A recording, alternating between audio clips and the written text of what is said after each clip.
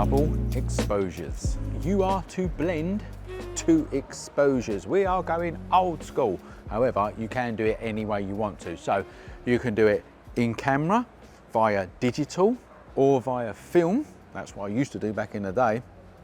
Or you can blend them together in Photoshop. It's entirely up to you, but the whole purpose is to get interesting imagery with 2 separate exposures. For me, I'm going to do it in camera, and it's going to be a digital camera.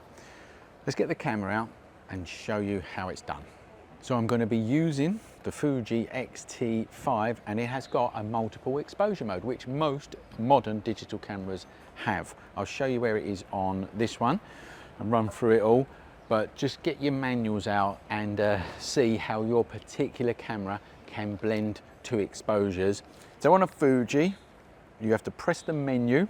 You go to the camera symbol to get all the settings up, and we scroll down till you come to the setting that's called multiple exposure. This is on the X-T5, by the way. On other Fujis it's different, but on the X-T5 this is how you do it. When you see multiple exposure, you go into that setting and you turn it on. Now in that setting it gives you 4 separate ways to blend exposures, and this particular camera lets you blend 9 exposures together if you want to, but for this assignment I'm limiting you to 2, right? That's really important, only 2 exposures. But we've got 4 different options to choose from here: additive, average, light and dark. Let's go through what they mean, and I'm literally going to read from the X-T5 manual. I've printed off the page here and I'm going to read out what they are. Now the mode that it calls additive here, it says the camera adds the exposures together, but you may need to lower the exposure compensation. Now that basically is what used to happen with film. So if you're as old as me and you used to do it in camera years and years ago, that's what we used to do. We used to take the exposure down by 2 stops and then take 2 exposures. They would blend together and be like roughly the correct exposure, if that makes sense. So that's additive. I'm gonna have a practice with all of these, I think. Average is basically the camera, it automatically optimizes the exposure for the final picture. So that's like leaving it to the camera. You've got a setting that's called bright. These are like blend modes. If you're used to Photoshop, these are like blend modes, these ones. And bright, the camera compares the 2 exposures and chooses only the brightest pixel in each location. So in other words, it blends through the brightest parts of the image, okay? And then dark is the opposite. It blends through the darkest pixels in the image. In Photoshop, that would be screen and darken, I believe, just off the top of my head, or lighten and darken, actually. I think it might just be as simple as that, lighten and darken. Anyway, there's all the settings. I'm going to give it a crack on additive first, just go like right old school. Turn my exposure compensation down by 2 stops, and then just try and blend 2 exposures. Now we are in Covent Garden in London, and it's a brilliant place. It's absolutely packed solid at the minute, and what I want to do is try and get a sense of this busy, bustling market of Covent Garden with 2 exposures blended together. I'm going to be honest with you, I've not done double exposures since the 1990s. This is literally the first time that I'm doing it. So I've not got a clue how it's going to work out, but let's go and give it a go. I am now off to Covent Garden, which is just over there.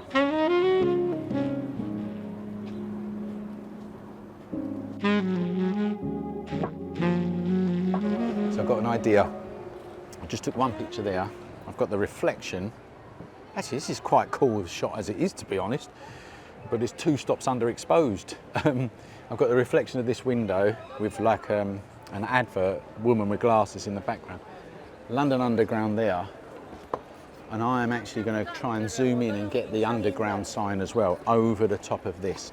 I'm using that additive mode, and I've underexposed by 2. Let's just see how it goes. It's just first time I've done it for, well, I told you, since the 90s. So let's go and give that a crack.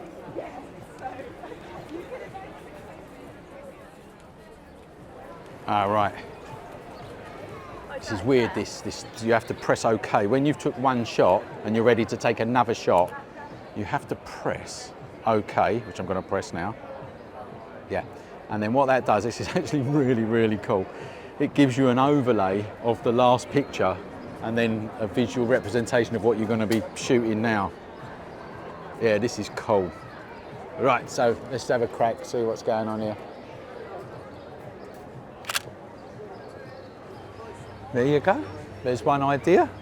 I have to press, what do I have to press? OK again. I have to press OK and then back to exit. So I've now actually got my very first double exposure in Covent Garden. So I'm literally now going to go around and just take a load of pictures, a load of double exposures, and then talk to you about them at the end, because it's hard with the film crew here filming me trying to do it. All right, so I'm just going to go around. I'm learning as I go, and I'll come back to you in a minute.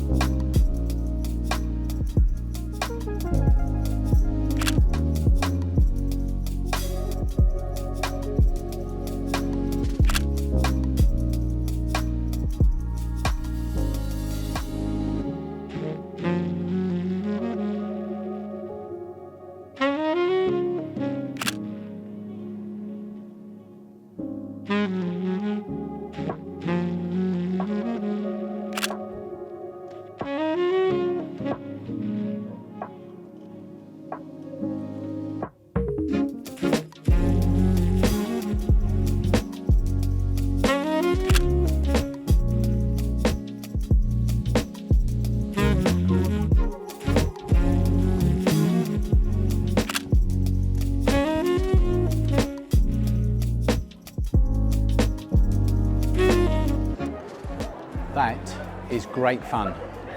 It's also not as easy as you think, right? I've learned a few things there. It seemed to be when you took your first photograph with some sort of frame, you could take another photograph with someone within that frame. That seemed to work. Things that are too dark didn't seem to overlay as well, but this is just the way that I have been doing it.